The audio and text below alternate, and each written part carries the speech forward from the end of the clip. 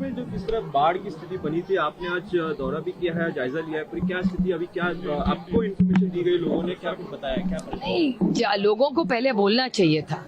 और कल भी पार्लियामेंट में, संसद में मैं इसी बारे में बोल रही थी कि इन लोगों के लिए जल्द से जल्द एक पैकेज दिया जाए। उसके बाद वो जो मिसकम्युनिकेशन है पूना म्युनिसिपल कॉर्पोरेशन और इरिगेशन डिपार्टमेंट का, जब पानी छूट रहा था इरिगेशन डिपार्टमेंट को पता था तो उन्होंने नागरिकों को क्यों नहीं बताया पहले।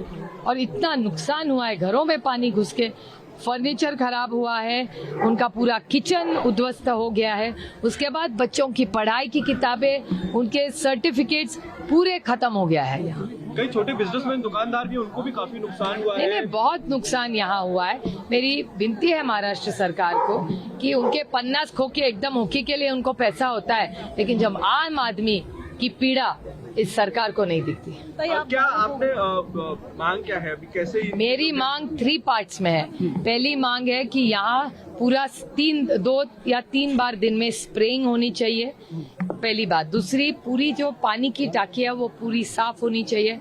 खाना और पानी इन सबको सरकार ने देना चाहिए। कपड़े के भी बहुत बच्चों में बुजुर्ग हैं, उनको बड़ी दिक्कत हो गई है, उनको भी हेल्प करनी चाहिए, मदद करनी चाहिए। ये पहला भाग।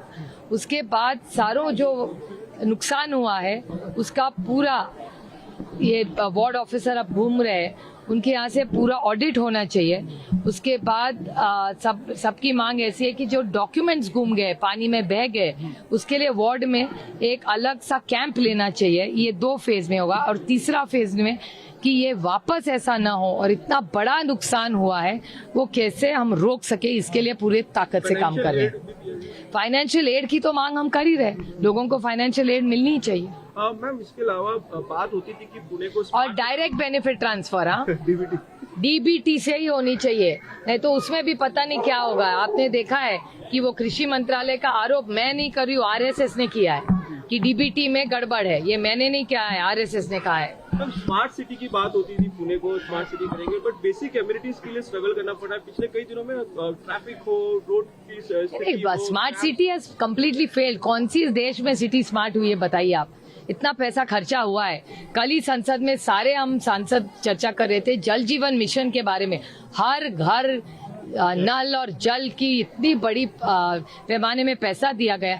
बहुत सारी ऐसी जगह है जहाँ सोर्स में पानी नहीं है, लेकिन काम इंफ्रास्ट्रक्चर का चले जा रहा है। और वैसा ही पूना में हुआ है। बिग टिकट प्रोजेक्ट्स, 18,000 करोड़ रुपए की मेट्रो हो रही है, लेकिन गटर साफ करने के लिए पानी नहीं है। नहीं तो किया है कॉन्ट्रैक्ट, उसका आगे क्या हुआ, इसको सरकार को जवाब देना पड़ेगा। सरकार ने एक बार फिर अपना स्टैंड बदल लिया है, अब अकेले एकला चलो रहे। मेरे ख्याल से आज 2-3 दिन के बाद इसमें बात करेंगे, क्योंकि अभी बहुत लोग दिक्कत में है। राजनीति तो चलती रहेगी, अभी तो लोगों को मदद करने की जरूरत है। I hope you. Thank you. For exclusive and insightful videos, subscribe to our new channel ABP Live Premium.